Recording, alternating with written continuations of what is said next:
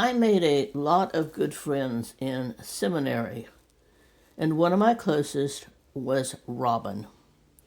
She was bright, gifted, caring, compassionate, and kind, with a wonderful sense of humor and a deep faith in God. During those years, we shared the ups and downs, the joys and struggles of being in seminary, and of being a woman who felt God's call to ministry at a time when that was not a common or often accepted occupation. Despite her many gifts and abilities, Robin did not have an entirely positive self-image. From a young age, she had suffered from scoliosis, which gave her a noticeable curvature of the spine. And so one of her shoulders was a little lower than the other, and her hips were sort of displaced, so she looked different. And as you can well imagine, she endured a lot of abuse of other children when she was growing up. Sometimes they didn't want to play with her or associate with her because she looked different. And yes, they cruelly called her names, Hunchback, Cripple, and Twisty. Those experiences made a wound deep in her inner being that was hard to heal. And as an adult, people didn't call her names, at least to her face, but often their looks could say it all. I'm sure those experiences played a deep role in her off and on times of anxiety, depression, and self-doubt, her very real mental health struggles. Even people of faith, clergy included, don't get a magic pass on those illnesses. After we graduated from seminary, Robin worked in several jobs, including going to Bolivia, where she worked with the indigenous populations for several years. And finally, she was able to take some time off and had saved enough money to have a surgery to place titanium rods in her back and straighten her spinal cord, something her parents could not afford when she was younger. It wasn't an easy surgery or recovery and therapy period, but it went well, and she finally healed and seemed to be delighted with her new appearance, and as well as having much less pain in her back.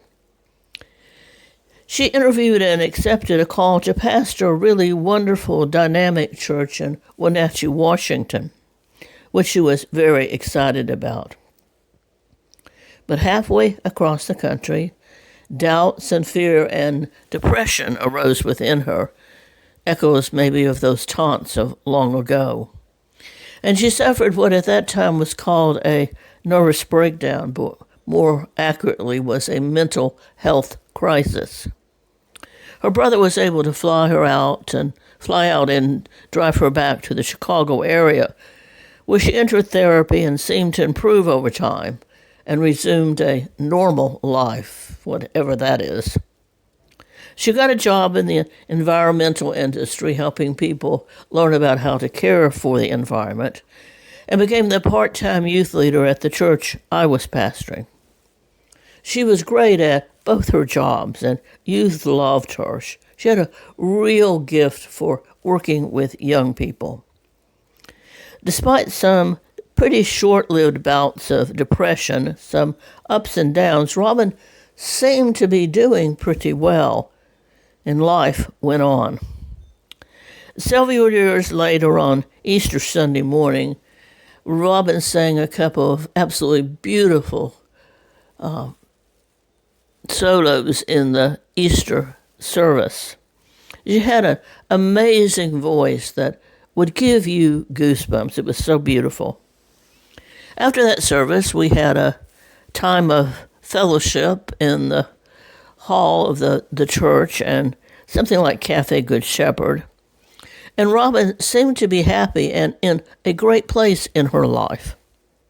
She turned down an invitation to have Easter dinner with me and my girls because she said she wanted to get to bed early, and she was packing to drive back to Jamestown, New York, where she had some family that she hadn't seen in several years. On the following Wednesday evening, I was at church attending a meeting when the church phone rang.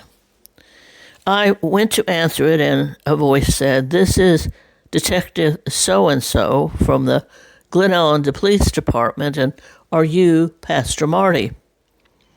When I said yes, he said, "Is Robin, last name, a member of your congregation?" I said, "Well, yes, she is indeed."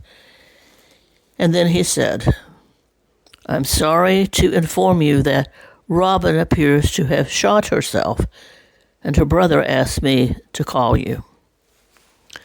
In my utter shock and trying not to believe what I was hearing, I asked, "Well, is she going to be okay? Is she going to the hospital?" And the detective hesitated for a moment, and then he quietly said, "No, ma'am.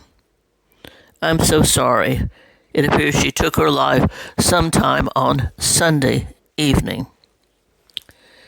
We were to learn later that Robin had recently been diagnosed with what at that time was called being manic depressive, but is more properly known as bipolar affective disorder.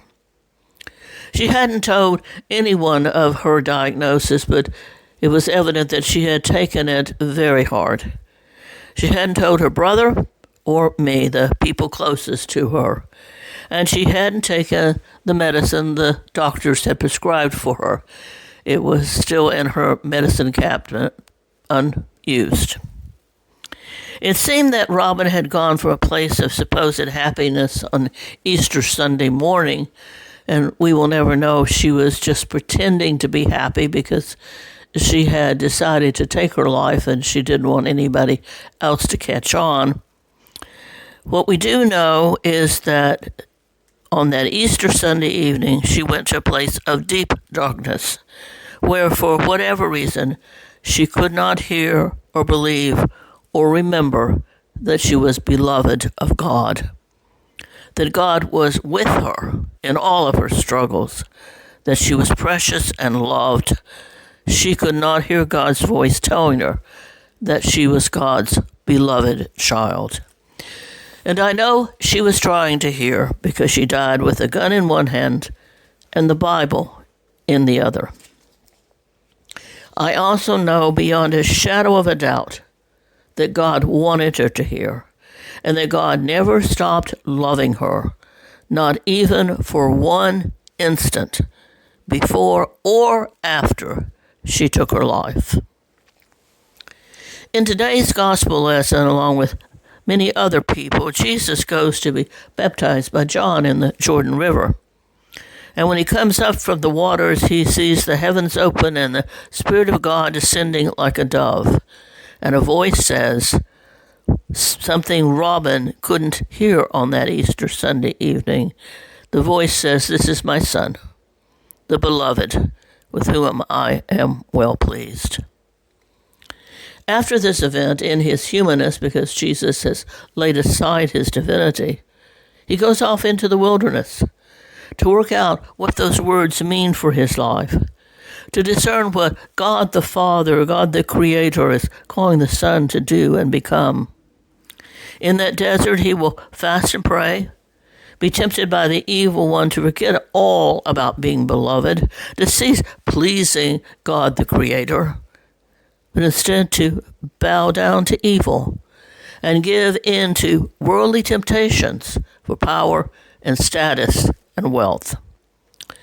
But thankfully, for our sake, Jesus comes out of that wilderness having resisted temptation and begins his public ministry that will lead all the way to the cross, where Jesus will show us by his death and resurrection God's great love for each of us, his beloved children, God's adopted sons and daughters, as Paul would say. Today in our world, there are a lot of people who struggle to hear or see or believe or even know that they are God's beloved children, that God, or anyone for that matter, cares for them or is with them. We don't have to look very far to see those in need. Look at all the homeless on our streets. Their number grows each day. as prices rise for all sorts of goods and housing and health care and basic needs. And as jobs are lost from companies struggling to stay in business or closing up shop because they cannot make a profit. Among the homeless, there are those with mental health issues that make it even harder for them to hear or believe that they are beloved children of God. Look at all the teenagers who get hooked on drugs or alcohol or other addictive, destructive behavior. Some of them just want to be popular with the in crowd, and they think they're invincible. And others are trying to mask deep-seated pain to escape from the torment caused by bullying or abusive families or relationships or so many other forms of trauma. And too many of them have undiagnosed or untreated mental health issues that have possibly been passed on and often covered up for generations.